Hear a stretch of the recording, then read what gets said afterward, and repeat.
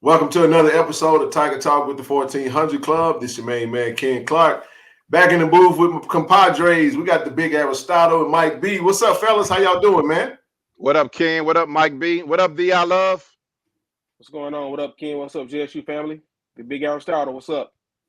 Yes, sir. Yes, sir, man. Hey, we 9-0, fellas. Hey, we back with another one. Hey, man, a historical year. Man, it's a great day to be a JSU Tiger. First reaction, fellas. I'll let y'all jump right into it, and then we'll talk about this shellacking we just put on Texas Southern, 41-14. What y'all got? Another Tiger mauled another Tiger. Yes. That's it. Move the moment out the way. That's it. Yeah, on the road. Try to be on the road toward perfection. That's all I can say, man. A win is a win. Man. We didn't play our best ball. I think everybody can probably admit that, but still, we still came out with a dominant victory. Moving on ahead to Alabama A&M, man. That's it. Yeah, man. Tiger on Tiger violence, whatever you want to call it. It was a good win. Just like we had done so many times this season, we didn't come out. We didn't play our best game. We made a lot of mistakes. At times, we didn't play discipline, but ultimately, we left there with a convincing win. So you can't complain about that. I agree, man. Another sellout. I mean, one thing that nobody can deny is that our Jackson State, faithful, we will walk into your stadium and take over. If y'all don't show up, we're gonna show up. Make sure this is a historical year for our Tigers, and shout out to the Jackson State, Tiger Nation that went over to Houston. I think this was a sellout crowd for them, fellas. They had 6,000 some fans for their homecoming. And then, BBVA Compass holds a little over 22,000. We were in there packed out. The boom showed up. The boom showed out. A lot of celebrities was on deck, as always, man. It just seemed like whenever the Jack State Tigers, Coach Prime led, Shador and Travis Hunter and the whole gang. The stars come out. And the stars came out in Houston, and it was a great showing, man. So got off to a really quick start, and then we kind of simmered down a little bit in the second quarter, man. So let's jump into a little bit of meat and potatoes of kind of how we wanted to get off to a fast start because, we was having some slow starts in certain games. But we kind of hit that low again and started doing what I say, a few goofy things here and there. And like Shaq just said, didn't play our best, but fellas, we won 41-14 and we 9-0. And we still just don't feel like we really done put a whole complete game together again. So let's dive into that. And we'll start with you, Mike B. First reaction, though. Not really a first reaction, but just kind of how we started, and we'll go from there. I was pleased with the start.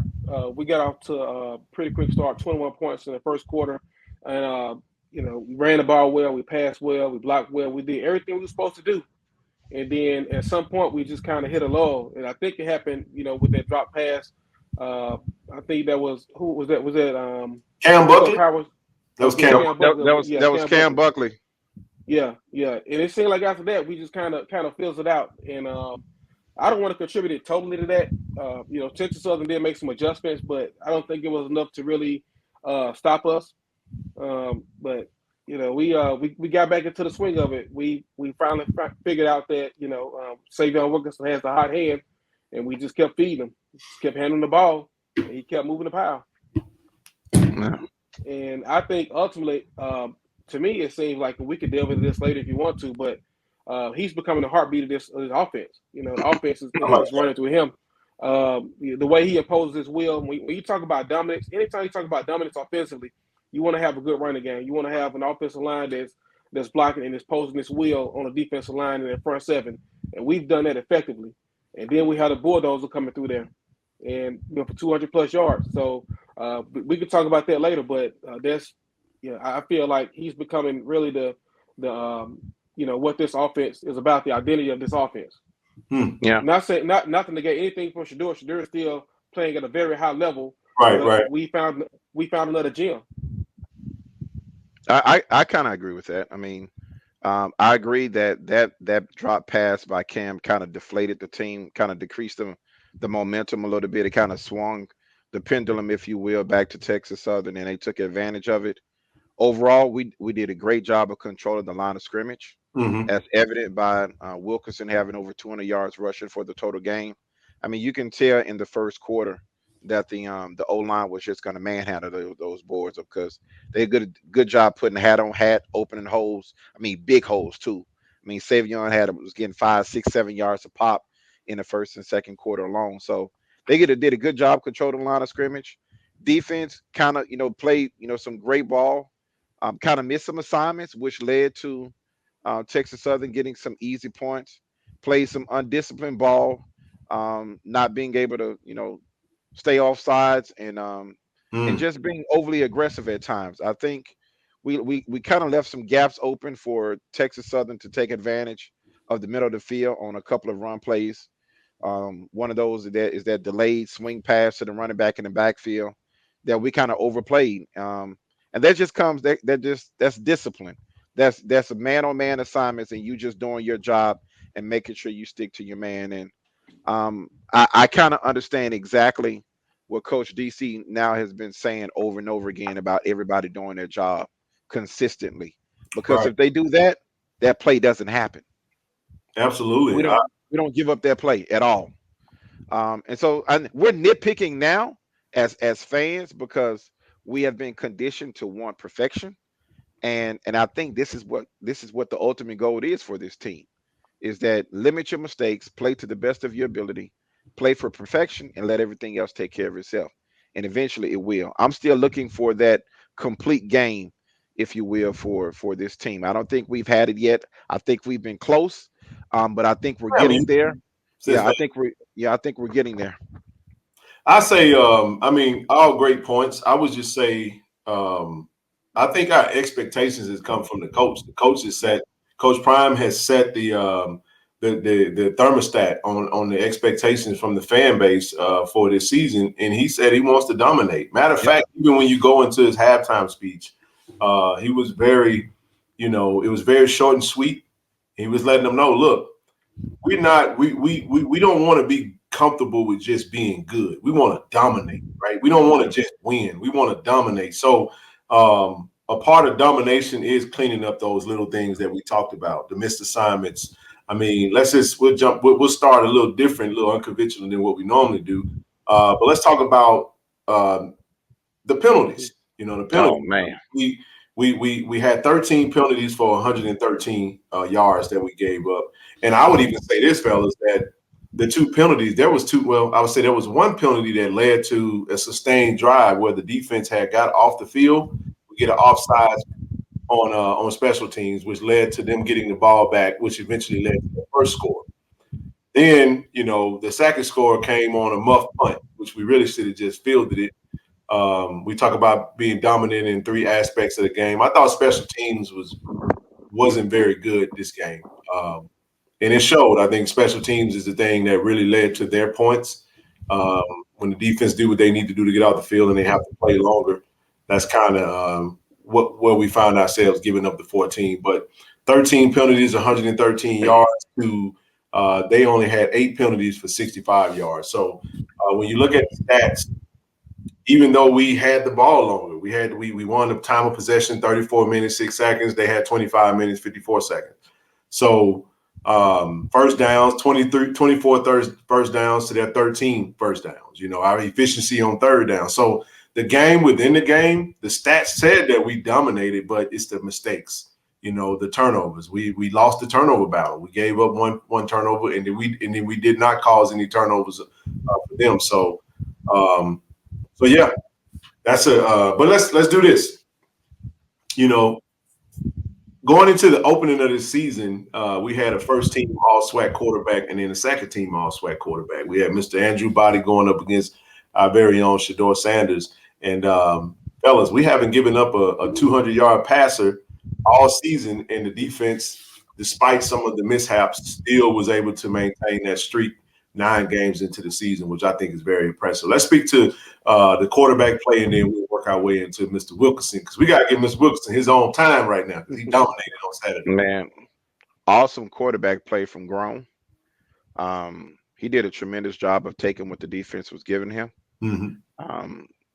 I mean, he had some wonderful some wonderful throws that I wish, if the receivers catch the ball, he passes for over 300 yards easy in this game. Easy. But there's water underneath the bridge. Overall, he was consistent. Still had the ball a little bit too long for my liking in this game in a couple of plays. But overall, I would give him a solid B plus in this game.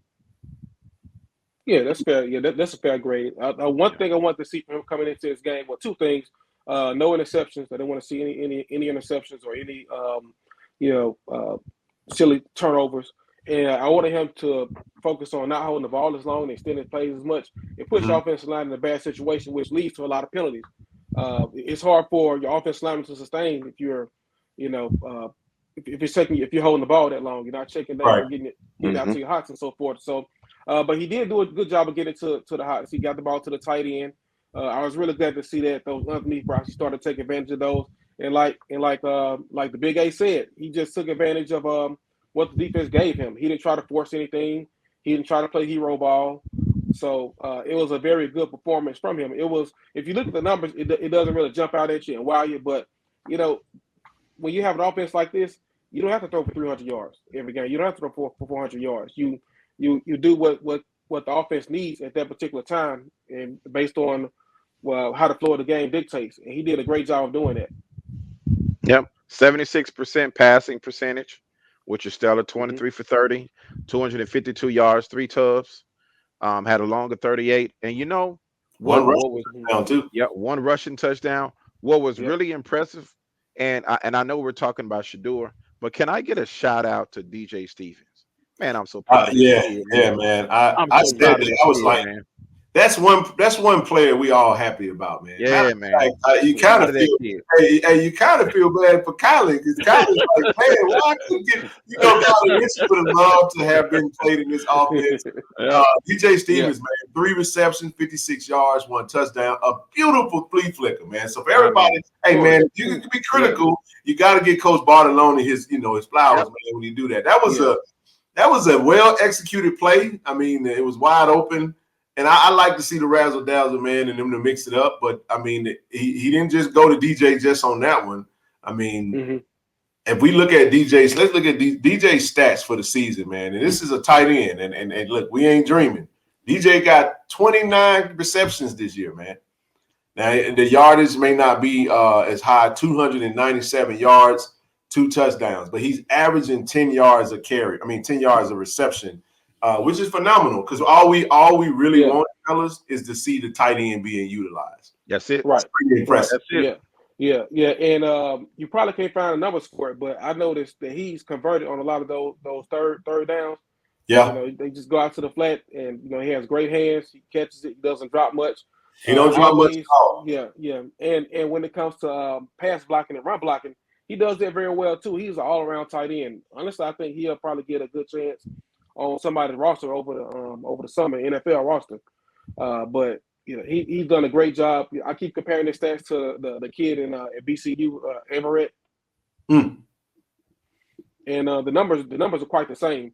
And Jalen gets in the ball, and Shador gets Stevens the ball as well. So I'm just glad to see him. But he's just a clutch performer, man. On those third downs, I can't recall how many third downs he's converted on, but it's been a significant number. He's very reliable, and it's good to see Shador that he's gaining Shador's trust and starting to throw the ball and starting to get the ball delivered his way more. Coach Bartolone is drawing up more plays for him, and he's delivering. Absolutely. And when you break down the film, just to kind of go back to Shador, like we said, 76% passing, 252, 3 touchdowns, 4 total touchdowns. And when you compare that to Andrew Body, 9 for 23, 132, 1 touchdown, it wasn't even close. And really, Shador's stats really doesn't really tell the whole story because at the end of the day, even though he had a really good game, man, that was something going on. He had a heck of a running support in this particular game. And I want to segue right into Mr. Savion Wilkerson, who had the game of the season this Saturday. 26 carries, 214 yards, 2 touchdowns. And can we be honest? He really could have had a whole lot more. But I noticed, and listen, speaking of Bartolone, very balanced attack this past Saturday. When if y'all remember at halftime, the rushing yards and the passing yards were equal. I want to say like 123 and 123, and I thought that was very impressive. So, but here's what I'm saying: when you have a running back that's rushing for 200 yards, I mean, man, you don't really need to throw for 300. You really you can feed that bad baby to him. And we talking Savion Wilson on Saturday. Like I said, 26 carries, 214. And this is what's even more impressive. When he came to us from transfer from Delaware State, he's already eclipsed his rushing yards from last season. And he's only 104 yards. I hope they get this out. Savion Wilkinson is 104 yards from eclipsing 1,000 rushing yards in the season. And it's been a very long time that Jackson State has had a 1,000-yard rusher in the season. And, fellas, he did this, and he didn't even start the first 3 games. No, that's correct. No, Wilkinson, man. That's correct. And he could have 1,000 yards by halftime next week. Yep. That's a great point. That's true. Yep. Yeah. That's true. Yep. Very, very plausible. It's very plausible that he can have 1,000 yards by halftime. Yeah. We are going up against a very lackluster defense with Alabama A&M. So who knows what's going to happen in this game? Yeah. Right. Yeah. But I don't want to get too far ahead. I can't get too far ahead. I want to kind of, savor in this bathing in victory. Yeah. But Ken, you had a good point about Andrew Body. He's a good quarterback, but honestly, I wasn't expecting much from him. I didn't expect it to be much of a competition because our defense simply won't let it be. Our defense, you're going to have to look at our common opponents and try to make an evaluation from there because our defenses are going to let him be the type of quarterback that he is. I knew he was going to get some scrambles. They had the long play to the 43-yard play there. But I expected that. He's a good quarterback. We can't get them all, but over the duration of the game, I just knew he couldn't keep up with Shedeur. So it's not even a fair assessment to judge him off this game because our defense is just not gonna let you be great like that. So man, we switched so many coverages in the secondary that it's hard for a QB to get comfortable. I mean, sometimes you may see Travis and you may see everybody else on the island back there, Nugget on the island, and then sometimes they switch the coverages.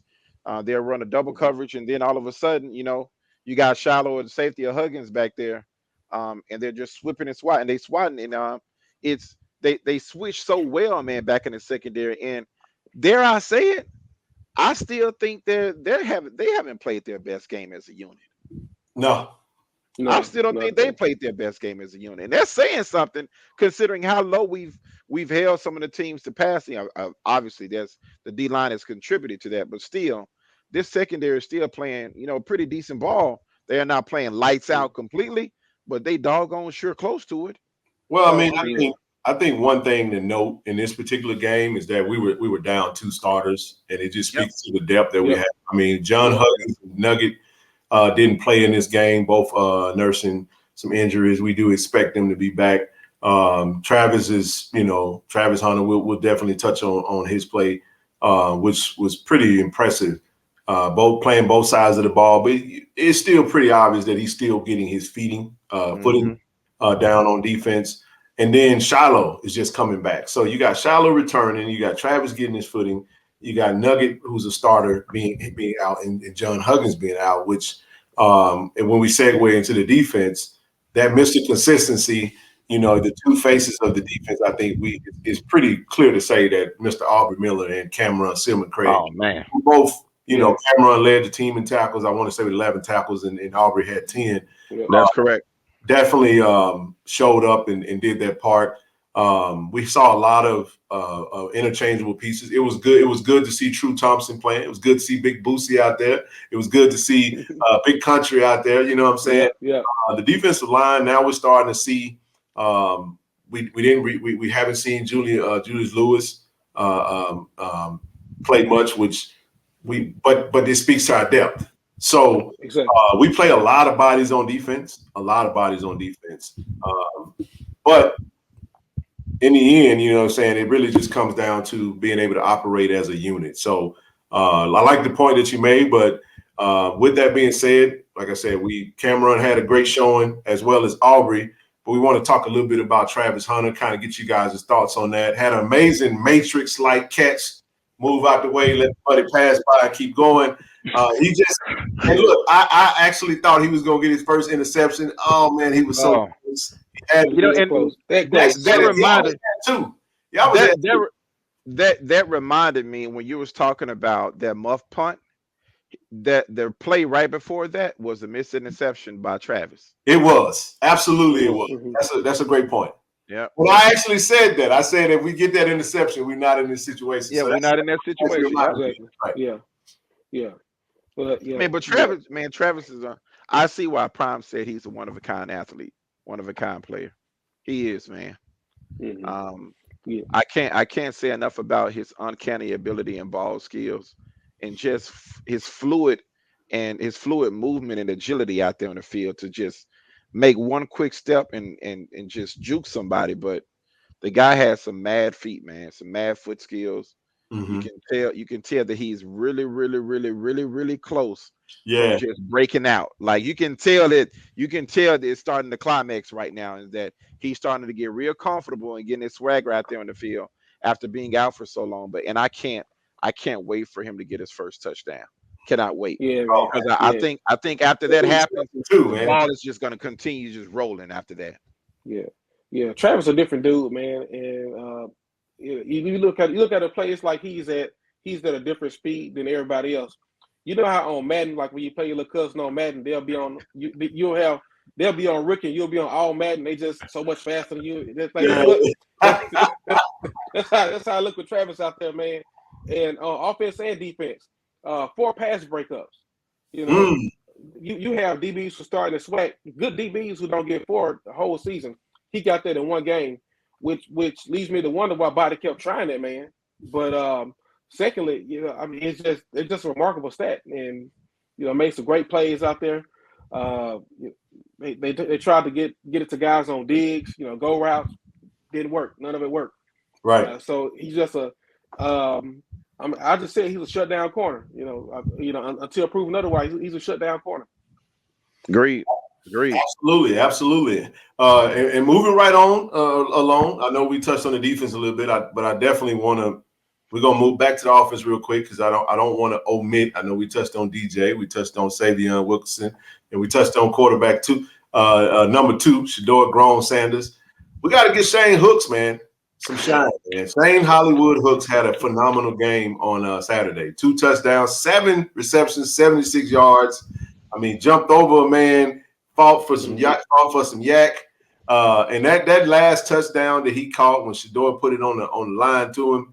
Was that the first or the second touchdown? I want to say that was the second touchdown when he threw it over in the far end of the end zone. That was the second touchdown. That was the second one. Yeah, beautiful ball, man. Put it to where only the wide receiver can get it. Shane went up and got it, and he definitely. I feel like Shane improved his draft stock on Saturday. Like he really showed that he was the total package. We talking 6'5", right at 200 pounds. Good, strong hands.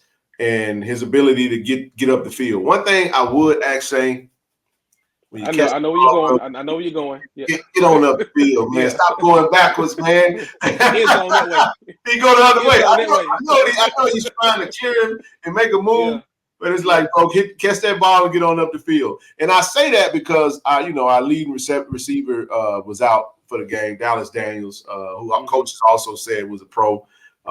So we got 3 starters, man, that was down this game, man, that wasn't playing. So I know Dallas is.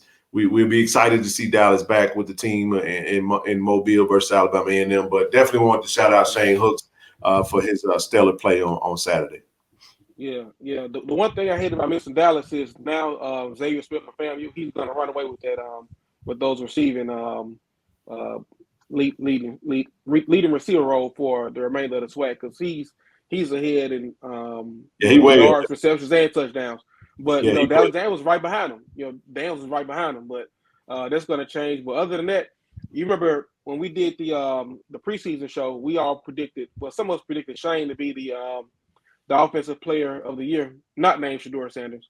Yep. So what he did on Saturday was not, it wasn't anything that I wouldn't expect. I know he's healthy now, so that's the type of performance that I expected from him. But yeah, he's got to stop running backwards, man. I know you're trying to make a play. I love that and all. Sometimes early in the season, the defenders were able to strip that ball away. He's worked on that, but now we just need to work on, instead of running back, we just kind of backpedal into that and move them chains. Because I think we lost the first down one time like that. Yeah. Hey, it's time for him to do that drop step move that they taught us in basketball. You got to drop step it back, man. Just turn the hips and head upfield, man. But overall, man, Shane played a stellar game. Definitely a highlight worthy film with him jumping over the receiver, and shedding a couple of tackles after that, fight for extra yardage. Obviously, the over the shoulder catch in the back of the end zone, which is probably the highlight catch of the game. But then you also had some other yak yards that he had throughout the game where he was cutting back across the field, which was pretty impressive for a guy his size. So I think he's starting to put it all together, Ken. And so, Ken and Mike, I think he's starting to really come into his own. And he's starting to really solidify that number 2 receiver on the team opposite Dallas Daniels. He really had his chance to shine with Dallas being out. But I tweeted this a while back, and I tweeted this to you, Ken, and I said, I can't wait till we start playing this pick your poison receiving core. Oh yeah, break it down. And that pick your poison lineup is Shane Hooks on one outside, Malachi Wideman on the other outside, Dallas Daniels in one slot, and obviously Travis in the other position. And if you put that lineup in, all of those receivers are, they're gonna get one-on-one coverage. What we haven't seen a lot of is 5 wides. We haven't seen a lot of 5 wide receivers set. Take that same lineup you just said. Take DJ out, take Savion out, and you put Kevin Coleman in there with him. That's just nasty, man. Can you imagine? That's nasty. Yeah, that would be pretty impressive. Coleman or Rucker, yeah. Coleman or so speaking of Rucker, and I'll say this, I wanted to definitely mention some of the players that I was happy to see on the field. I was happy to see Rucker get that start, man, and got his, he only had 1 reception.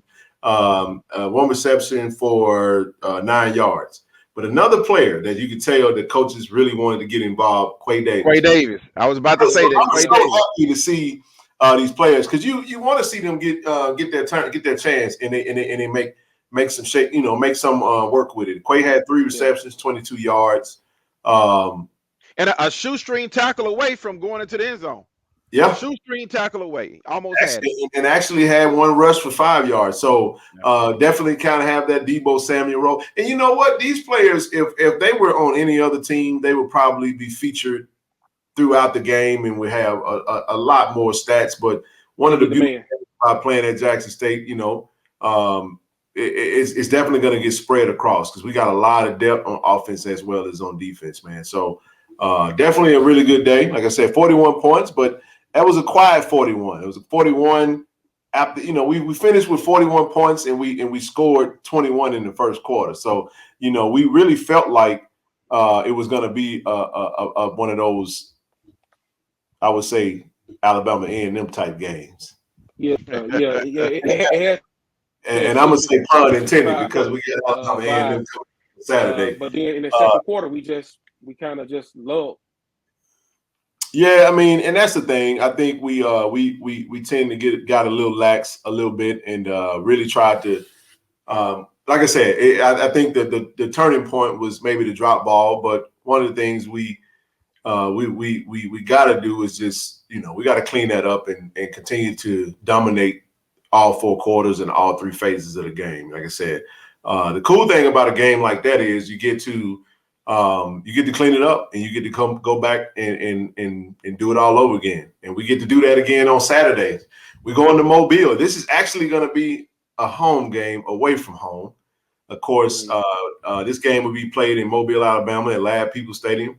And, we're expecting another big crowd, home of our very own Hall of Famer, Robert Dr. Doom Brazil. And had a hand in getting this Gulf Coast Classic game played again. I know we didn't like giving up a home game, but look at it like this. for our Tiger Nation. We still got a home game left, and that's the SWAC championship play coming up. So this game, Alabama A&M, last time we played them, it was their homecoming. It was in Huntsville. But now we got a familiar face that's playing quarterback for Alabama A&M. Quincy Casey, this will be our second time playing against one of our former JSU Tigers, and I think it's going to be a little bit exciting. I don't think this Alabama A&M team, post the Kill Glass, is a team that is that many are expecting to beat us, but we got to go play. It's still football. We still got to go show up and do what we got to do. Nobody's going to lay down and let us just come in and take it. We got to go get it. So real quick, before we get out of here, quick thoughts on the game coming up versus Alabama A&M. Yeah, well, I'll say this. You're an OG when you can move a home game. Shout out to Bob Brazil. I know that's his hometown, so he brought it there. And when you can say, hey, I know y'all got a game in Jackson. Let's bring the thing on down to L.A. Right. As Zoe said, Lower Alabama. But it made sense that the Alabama A&M game is usually not one of our more well attended games in Jackson. We pretty much already clinched, so most fans probably will be motivated to come to that game. They'll save the money for the SWAC championship game or Atlanta and so forth. So, and we do have a ton of support in Mobile. So I think that was a good move, really good move to take that game down there. And as far as the game itself, I'm expecting something similar to what happened last year when they had to kill Glass. Now they don't. A good quarterback can mask a lot of things, and so now that Glass has left, graduated, we're seeing these things manifest with the Alabama A&M team that you see now. It's very pedestrian. Glad to see Casey getting an opportunity elsewhere to play, but it's probably not going to be a good showing for him next Saturday. Yeah, he's going to have to be dialed in. They've been very inconsistent on offense as well as kind of predictable. As far as defense, it's kind of middle of the road, middle of the pack. They do a lot of blitzing. They try to, they got this funny little lineup where the D linemen and the linebackers, they kind of rush to the line of scrimmage to try to catch you off, try to catch the O-line off guard. But, are they an improvement defensively from last year? Yes. But I still expect Jackson State to kind of dictate the tempo of this game and really control the line of scrimmage and make Quincy and that offense very uncomfortable and one-dimensional. Okay. Yeah. I like how nicely and eloquently you put that.